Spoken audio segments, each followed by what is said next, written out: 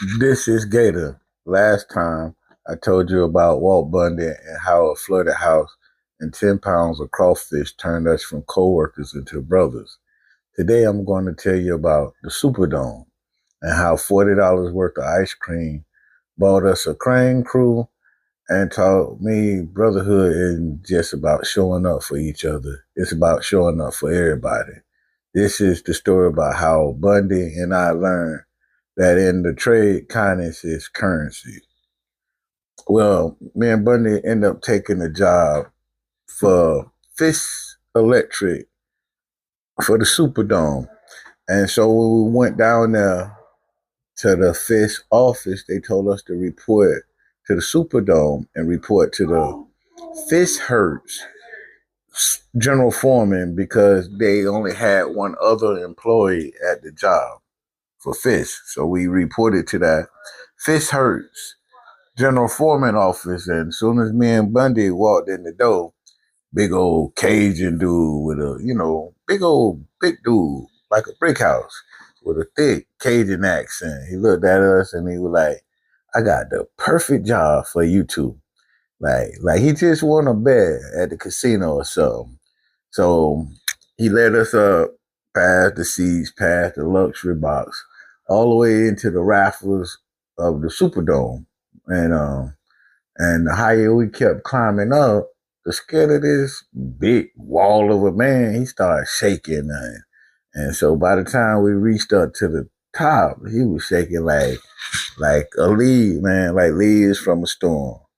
And so, I guess he was scared of heights because way up there on the inside of the Superdome, we were so far up in the top, the bottom looked like a little postage stamp. You know what I mean?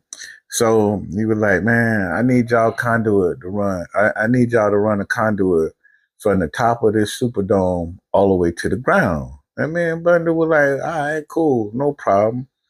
So for days, me and Bundy, we up in the roof of that Superdome, and we like two rats running around there. We looking at the walkways, everything up there in the rafters or the roof of the Superdome. The curtain rod, the thing that lowered down, the motors, and we was doing what we had to do, but in order to use the bathroom, it was so far to walk down, we had to really use the bathroom in bottles, and that was getting old. But on top of us, it was some non-union roofers up there. They was repairing the roof of the Superdome. So, one day we went up there and Bundy and I asked, can we use the bathroom instead of using the bathroom in bottles? That was just nasty. So the man said, yeah. And just like that, a bond was born right there. And so a while later, Bundy asked me, a while later, I don't know, a couple of days later, he tapped me on the shoulder. He said, Bundy, he's like, Gator, I need $40. I'm like, yeah, all right. For what? He said, ice, Coke, and ice cream. So I just handed over, no question, because Bundy family. And, me and him was tight, real tight by then. And so the next day, Bundy came in. He came in with some coolers. He had them packed with ice cream. Yeah, he had ice in there with Coke and ice cream. And then we walked over there. He told them non-roofer dudes because I think it was in August by then. It was hot then. And he told the non-union roofers to come over and that he had this ice cream for them, these Cokes and ice cream, man. Them dudes, they was probably about 40 of them. It was a lot of them dudes up the roof, doing that roof. And man, they came around like we was Santa Claus, like kids at Christmas time, man.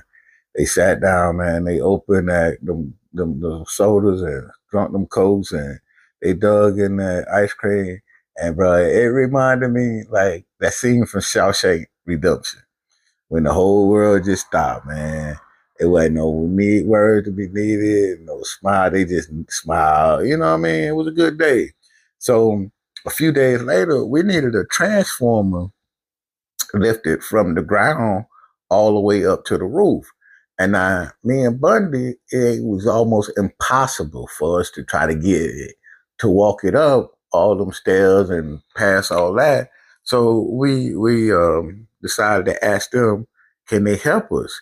So the foreman was like, no problem, and they lifted that transformer up there, and he was like, you boys need anything?